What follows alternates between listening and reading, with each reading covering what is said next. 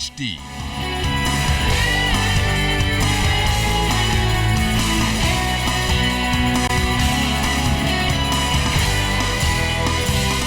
ZNS Network presents The Bahamas Tonight. This segment of the news is brought to you by BTC, powered by Lime. Welcome to the Bahamas Tonight, the weekend edition. Good Saturday evening, everyone. I'm LaDawn Davis. Thanks so much for joining us. We begin the news tonight with the discovery of a dead baby at the city dump. A tractor operator at the landfill on the Tonic Williams-Darling Highway confirmed to ZNS News anonymously that he found the lifeless body of a 3-day-old baby girl early this morning in the dump site's residential waste section. Now police are appealing to the person responsible for committing such a heartless crime to surrender. It was shortly before 11 o'clock Saturday morning when a tractor operator was performing his weekend garbage collection and disposable duties at the city dump when he reportedly made a gruesome discovery of a baby wrapped in a plastic bag. The distraught employee, who was also a father, yelled out to other colleagues about his discovery and later called the police for help. Assistant Superintendent of Police Edward Demerit and Senior Deputy Director of Environmental Health Services Thomasina Wilson both told ZNS News what they found when they arrived on the scene. Upon arrival here, we made a check. We got information from an employee that while he was operating his D9 tractor, he observed what appeared to be a baby inside a plastic bag. That body was retrieved. We checked that body. The baby appeared to be a female, about 2 to 3 days old. So I came out here to make sure that the site was in working order and that everything was in, and all the equipment and stuff was on point. One of the tractor operators approached me and said that they discovered a newborn wrapped in a white garbage bag, mixed in with the waste. As he pushed the waste, the bag was torn, and they discovered the newborn with a towel and possibly the umbilical cord and everything still attached. This is a first in a long time a discovery of this kind has been made on the city dump, and while there were no visible signs of trauma, Wilson questioned why would a mother do such a cruel act to her innocent child. Heart-wrenching to find that a mother would do such a thing to bring a child full term and then discard it as if it's just a piece of trash. If it wasn't for the operator's due diligence at the site, we would not have discovered such a scene. Police officials urgently appealed to the mother or the persons responsible for discarding the infant's lifeless body on the dump to come forward. At this point, I'd like to appeal to the public who has any relative who would have been pregnant or may have given birth to this child. It's unfortunate that this youngster is dumped here. They have any information, they'll be able to forward it to the police and we'll act on it.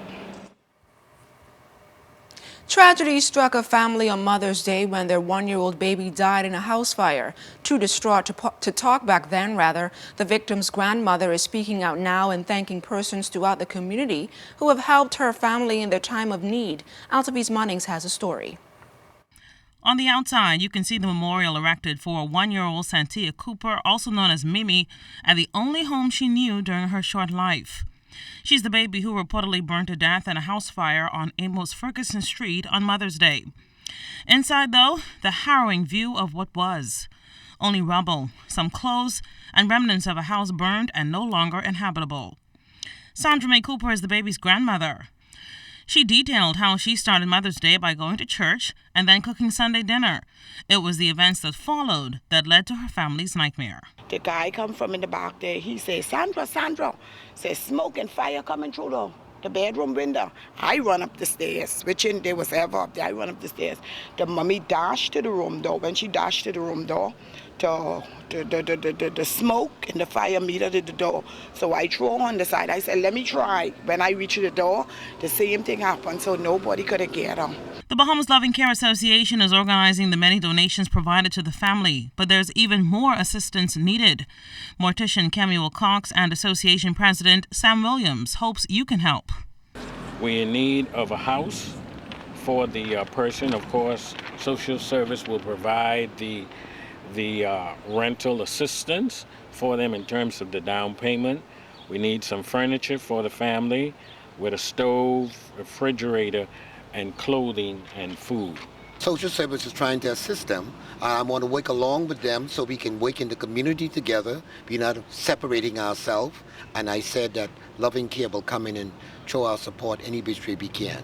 And the Cooper family is grateful for all the support they received. Before the house get burned, now you could have just go bathe your skin and change your clothes and you know you in a home, you happy. But like this is everything just going, and then every time I look around, I say, no, Mimi. The Fire and Relief Aid bank account for baby Santia Cooper is now open at the Bank of the Bahamas. You can also call the Bahamas Loving Care Association at 557-2852 for further information. Altavis Munnings, ZNS News Network. A 21-year-old male of Foxdale subdivision is dead and his handgun confiscated after reportedly being shot by police. Police confirmed that the deceased was in the Foxdale area shortly after 6 p.m. Friday when the incident occurred. Those are the details we have for you now. However, we understand an active police investigation continues. The quick response by police officers resulted in the arrest of 3 men whom police will question in connection with an armed robbery on Zion Boulevard. It's a story we broke during last night's newscast. Authorities confirmed in the daily crime report that the incident occurred around 2:40 Friday afternoon when a conch vendor was on Zion Boulevard east of Blue Hill Road when he was allegedly approached by a blue hatchback vehicle occupied by 4 men. Police report that 2 of the men, one of whom was allegedly armed with a handgun, exited the vehicle and robbed the vendor. Police arrested the men and confiscated the firearms shortly after their vehicle crashed in the area of Resurrection Drive. An active police investigation into that matter continues. And police still don't know the identity of that woman who was found dead in waters off Montague Beach yesterday morning. The woman with dreadlocks was found around 7:20 a.m. on the shoreline east of the Nassau Sailing Club with multiple stab wounds to the upper body. Police are still uncertain of the circumstances surrounding this incident and ask anyone who may not have seen a relative overnight to contact them immediately.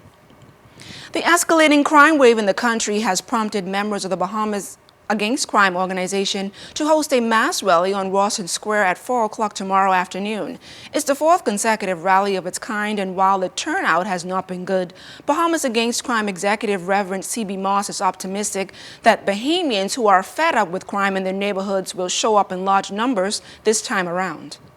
The state of crime is even worse today than it was 4 years ago. And so the Bahamian people have to decide what they want done. You see, the government don't seem to be moving as they should. I suppose waiting for the level of Bahamian concern to reach that point. And the Bahamian people seem to be looking to the government. So this event this time is designed to send 3 messages. The first message is to the government of the Bahamas. And if the Bahamian people turn out in sufficient numbers, because politicians respond to numbers, and if the numbers are sufficiently impressive to them, I believe that they would then move to do something. Last year, September, BAC predicted that the country would see unprecedented crime levels if there was no viable solution to this vexing problem. We said it was, one, because of the increase and intensification of the battle for turf among the gang wars, and that's what's happening in Park now. We also said that as the criminals become adjusted to the strategies, the new strategies of the police force, then they will be able to circumvent it, and that's happening. Every strategy the police implements, you will see a reduction for a while until the criminals work out a way around it. Once again, the Bahamas Against Crime mass rally begins at 4 p.m. in Rawson Square. Don't go anywhere. The Bahamas Tonight weekend will continue right after this. Junkanoo and national pride. My goodness, Junkanoo is perhaps one of the purest expressions of the spirit of the people of the Bahamas. Just think about it for a moment. Hundreds of Bahamians from all walks of life. They are of all ages. We are coming together in these sometimes very dilapidated buildings to create magnificent works of art. In Junkanoo, there is a tremendous spirit of cooperation, not only in the Junkanoo groups, but also in the Junkanoo community. And so this is a wonderful expression of the people of the Bahamas. Some may even say this is the Bahamas at its best. And so Junkanoo is such a wonderful example of the spirit of teamwork and cooperation. And in this 40th anniversary of independence of the Commonwealth of the Bahamas, I invite my Bahamian brothers and sisters, let us take some lessons from Junkanoo, including the spirit of cooperation and the spirit of teamwork, and let us unite as one Bahamas. Happy 40th Independence, Bahamas. We are proud to be Bahamian.